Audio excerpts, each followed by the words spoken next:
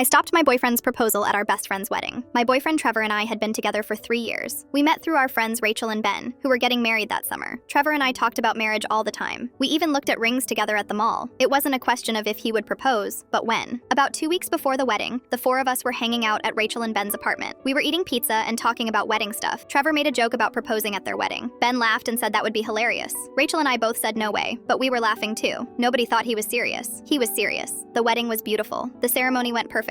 At the reception, everyone gave their speeches. The best man talked about how Ben used to be terrible at dating before he met Rachel. Rachel's sister cried while talking about how happy she was. After the speeches, they started serving dinner. Our table hadn't gotten food yet because we were near the back of the room. Then Trevor got up and walked over to the DJ booth. They talked for a minute. Suddenly, our song started playing, Story of My Life by One Direction. It's the song we always scream in the car together on road trips. I looked at Trevor and smiled. He was looking around the room with this weird expression. Then he grabbed his fork and stood up. He started hitting it against his wine glass, that clinking sound. The entire room went silent. Everyone turned to look at our table. I stood up fast. I leaned toward him and whispered, "Not right now." His face went white. He yelled out, "Sorry, just joking around." Then he sat down hard in his chair. I said quietly, "Let them have their moment. We can make this our own later." He wouldn't look at me. He just stared at his plate. When it was time to get our food, he stood up and walked straight toward the exit. I followed him. I was trying to catch up, but he was walking too fast. I checked the parking lot. I checked the bathrooms. I couldn't find him anywhere. I texted him twice. I called him 3 times. He didn't answer, so I went back inside. The reception kept going. People were dancing. Rachel and Ben were cutting the cake. I sat at our table alone. I kept checking my phone. An hour and a half went by. Then Trevor came back. He sat down in his chair. He still wouldn't look at me. His eyes were red like he'd been crying. He looked destroyed. I tried to talk to him, but he just shook his head. I tried to enjoy the rest of the night. I danced with Rachel's mom. I ate cake. I took pictures in the photo booth by myself. But the whole time, Trevor just sat there staring at nothing. When the reception ended, we walked to the car together. I thought he was going to yell at me. I thought we were going to have a huge fight. Instead, he just said, "I don't want to talk about it right now." The whole drive home was silent, just the sound of the car and the road. We got back to our apartment. He went straight to the bedroom and closed the door. I slept on the couch that night. The next morning, he was gone. He left a note that said he was staying at his brother's place for a few days. I texted him asking if we could talk. He said he needed space. 3 days later, he finally came home. We sat on the couch. He told me he'd spent weeks planning it. He talked to the DJ ahead of time. He had the ring in his pocket. He practiced what he was going to say in the mirror that morning. He said when I stopped him, he felt humiliated in front of everyone. He felt like I didn't want to marry him. I tried to explain that I did want to marry him, just not at someone else's wedding. He said he understood that now, but in the moment, he felt rejected. Rachel called me the next day. She said people at the wedding were asking what happened. She said she heard from one of the bridesmaids that Trevor had told the DJ he was proposing. She wasn't mad, but she said she wished he hadn't tried to do it at her wedding. I apologized, even though it wasn't really my fault. She said it was fine and that she hoped Trevor and I worked things out. Trevor and I tried to move forward, but things felt different. He barely talked to me for weeks. When I brought up marriage, he changed the subject. When I suggested looking at rings again, he said he wasn't ready. 2 months later, he moved out. He said he couldn't get past what happened. He said every time he thought about proposing now, he just remembered everyone staring at him when I stopped him. We broke up officially in October.